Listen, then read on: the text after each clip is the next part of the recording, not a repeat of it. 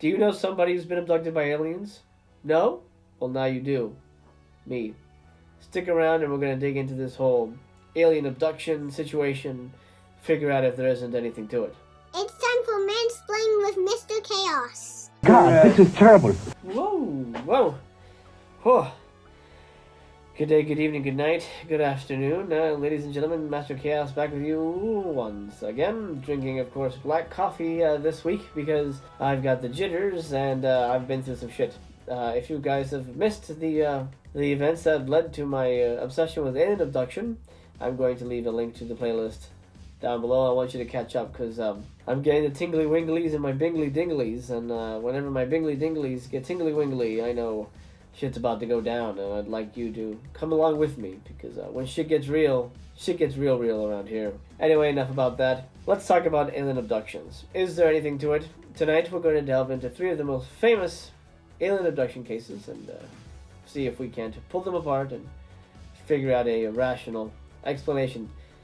Of course, the first one we have to start with is the famous Betty and Barney Hill case. They are largely considered the first alien abductees. So let's watch the little video here talking about the Betty and Barney Hill case, and we'll get a better picture, get a better handle on the situation there. Betty had a vacation from her job as a social worker for the state of New Hampshire. Barney worked for the post office. Neither believed in UFO reality at that time. They had never read a book on the topic. They took a brief vacation to Niagara Falls, onto Toronto, onto Montreal, and they were driving home through the White Mountains of New Hampshire on September 19, 1961, when they had a close encounter with a UFO. It came so close that it was within 100 feet, estimated by them, of their location. Barney got out of the car with his binoculars. He looked up at it, and according to the Air Force report and the report that they made to the National Investigations Committee on Aerial Phenomena, very shortly thereafter, they observed a craft that was approximately 100 feet above them. It was extremely large. They told the Air Force that it was as large as a dinner plate at arm's length. Keep in mind that an aspirin will cover the full moon at arm's length. This was very close to them. It was observed by at least a dozen additional people. It was on radar on the Air Force's 2 radar stations, and a follow-up study by the Air Force stated that this was a bona fide sighting, not just a blip on the radar screen. So he got out, Barney got out of the car and he got his binoculars out. What did he see through? This really surprised me, what he saw at the windows of the craft with his binoculars. The early reports state that Barney saw figures standing behind the windows on this craft. They were dressed in black, shiny uniforms, and he described them as being, quote, somehow not human, close quote. So he very quickly ran towards the car because a red beam of light came out of this spaceship, and he ran towards the car, said to Betty, we need to get out of here, we need to get out of here. And there was a noise, a sound, and they felt this sort of feeling come over them, and then they woke up and realised they'd lost 2 hours of time. Yes, Barney became terrified when he began to think that there was a plan for him, and he said, quote, that he was going to be captured like a bug in a net. He ran from the field he was standing in back to the vehicle, jumped into the car, and started to race down the highway to try to escape from this craft that had, at that point, moved over the top of the vehicle. He told Betty to roll down the window. She did. She looked up. She expected to see lights. There were no lights present. All she saw was blackness, even though it was a bright light night. The moon was about 3/4 full. She rolled the window back up again, and at that point the car started to vibrate. She and Barney heard a series of buzzing sounds striking the trunk of the car, and suddenly they found themselves in a new location. And they were 35 miles down the road with very little memory for what had happened in the interim. They did recall that they had encountered a roadblock somewhere along the way. They had also observed a fiery orb They did not know what that was. It was a vague memory. Later they realized that it was moving, but they were not moving. They drove on to their home in Portsmouth, New Hampshire, and found evidence that something unusual had occurred to them. Here's the thing about Betty and Barney Hill. They're a interracial couple. They have no reason to want to stir the pot, to rock the boat, to stand out, to make a scene of themselves. So why would they concoct a story about aliens? Why would they concoct this tale of being taken aboard a spaceship and, you know, yada yada yada and things like that? There's no reason. There's no gain in it for them. They didn't make money off of this. As far as I'm aware, I don't think they did. There's really no benefit for them to come out and reveal all this excruciatingly frightening stuff to the public, especially as an interracial couple at that time. The next case we're going to look into is the fascinating Calvin Parker story. Now, Calvin's story is quite unique. It does have some similarities to Betty and Barney Hill, but it's better if I let him explain it. In 1973, Calvin Parker was 19, a hard worker who just wanted to build a home and raise a family. But those plans would be derailed during a fishing trip in Pascagoula. A real bright beam appeared all over us, but it kind of blinded me for a second, and when I got my vision back, I seen three bulky looking creatures coming toward us. Parker will tell you, because of this night, he spent the last 45 years in hiding, scared to face the curious and unrelenting public eye. We'd get up and go to work in the morning, nobody would never know, and they won't make us out to be idiots. But after suffering a stroke and having 2 open heart surgeries, in a rare interview, Parker is recounting to me the night that changed his life. We pulled up and I noticed there was postage signs there. And I said, Charlie, you know, maybe we don't need to go fishing here. He said, no, that's fine. And that's when I noticed some blue hazy lights reflecting coming across from my back, out across the water. So I stood up thinking that I was going to go to jail for trespassing. Just north of where Ingalls Shipyard now sits, Parker and his fishing buddy, 42-year-old Charles Hickson, would do anything but fish that night. I seen 3 bulky looking creatures coming toward us, and they was probably 4.5, 5 foot tall. They built like football players, but I noticed they kind of moved mechanical wise and they was floating off the ground. By the time we stood up and turned around, they was there on us all at one time.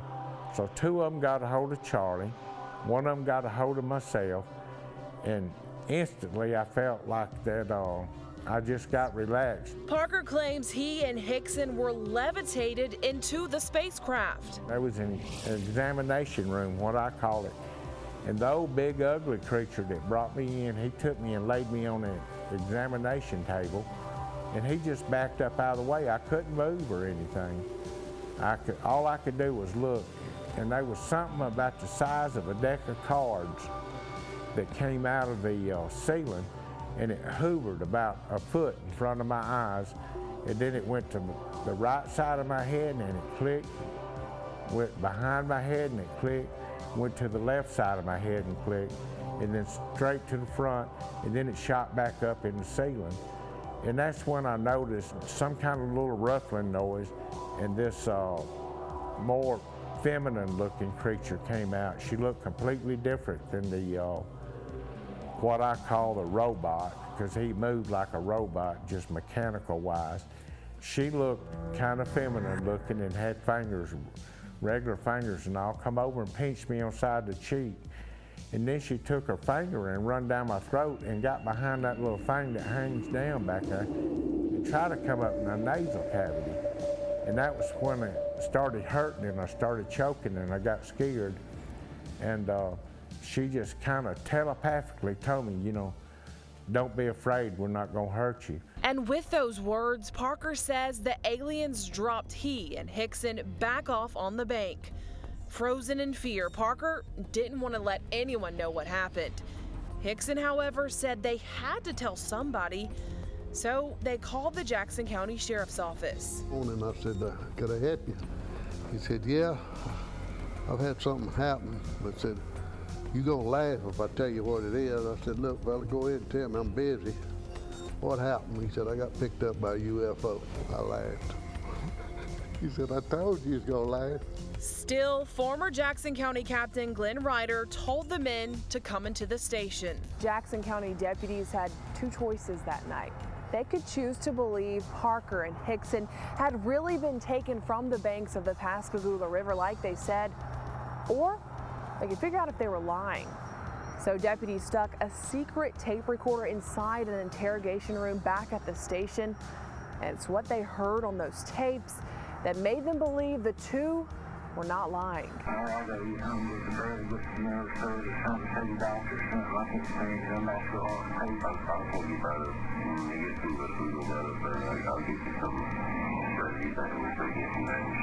And they were upset. I figured they'd say, well, look, we got these guys food, but it wasn't that. They were still. The boy especially was upset. The men would take lie detector tests and pass. Ufologists and researchers flew in right away to interview and hypnotize the two, concluding they did experience something traumatic. Calvin's the type of guy that I find very hard to dismiss in terms of a kook or a faker. I don't think he's a liar. He does seem very genuine to me, and so do Betty and Barney Hill. So, are we to discount them because the stories are so incredible that they cannot be real? Or is their genuineness the ultimate key to unraveling this and to ultimately accepting alien abductions?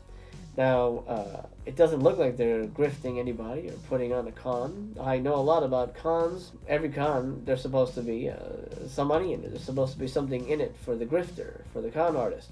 There's supposed to be money at the end of the rainbow. And I don't see anything at the end of the rainbow for these people that's worth it. They have no reason to lie.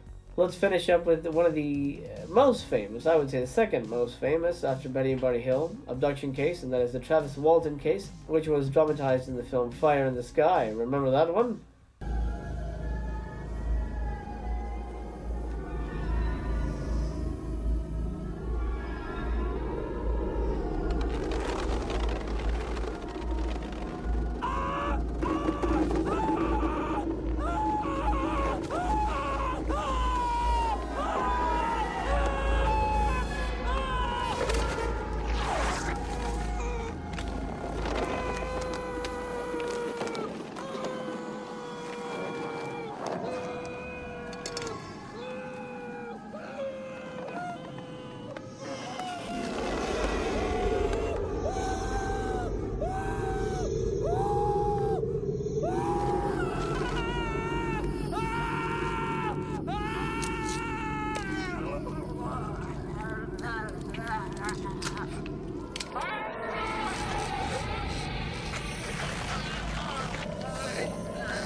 Oof. Freaky movie. Yes, I agree. Not as freaky as Communion, which, well, maybe that'll be a video down the line. Communion is a frightening film. And actually, that one's about alien abductions as well. The whole Whitley Strieber situation. Maybe I'll do a video on Whitley Strieber. We'll get down to that later. This was on November 5th, 1975. I was working with a crew of men in the woods, and we left the area. We'd worked late that night. It was getting dark. And as we were leaving down this dirt road way back in the woods, we saw a large glowing object near the road. Well, we stopped the truck and I got out, went up to it for a closer look. I thought that this thing was just going to shoot right off, and then, I hurried towards it thinking, it'll be gone before I even get close enough to see it that well. But it didn't leave. It started to move and the sound got louder. So I jumped down behind the end of a log there, and I decided I better get out of there. And I raised up, turned to go, and at that instant I just felt a numbing shock. I blacked out. Men in the truck said they saw a beam of energy come out of the craft and hit me in the upper body, knocked me through the air. When I regained consciousness, I was on board the craft, apparently. I came to kind of slowly. I was kind of groggy. I didn't regain consciousness real quickly, but when I finally got where I could see, I saw these creatures standing over me. And I became hysterical instantly. I knocked him back and jumped away from him. They started towards me. I screamed and made threatening gestures, and they stopped and turned and left this room. They had gone to the right, so I ran down to the left. It was down a curving hallway. I ran by some other doors, and I came to another door, and I kind of got to control myself a little bit. I kind of panicked there for a minute, but I stopped, went in this room. It was a very strange room. You could see the stars projected on the walls, or maybe you could see them through maybe some kind of a viewing screen or something. I don't know. But there was a chair in the middle of this room that had some controls on it, and I went up to that and tried to see if I could figure a way to open a door or get out of there or something. Another being came in at that point. The first creatures that I saw were very, very different from us. They were short, less than 5 feet in height. They had large, bulging craniums, kind of a chalky white look to their appearance, very large eyes. He took me out of that room that this was parked in, down a hallway to a smaller room where there were some other people like him.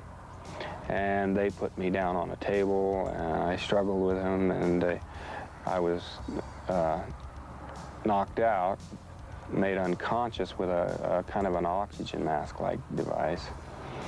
And the next thing I know, I wake up on the road. Anyway, Travis Walton, again, very believable individual, very down to earth. I mean, he was a friggin' lumberjack.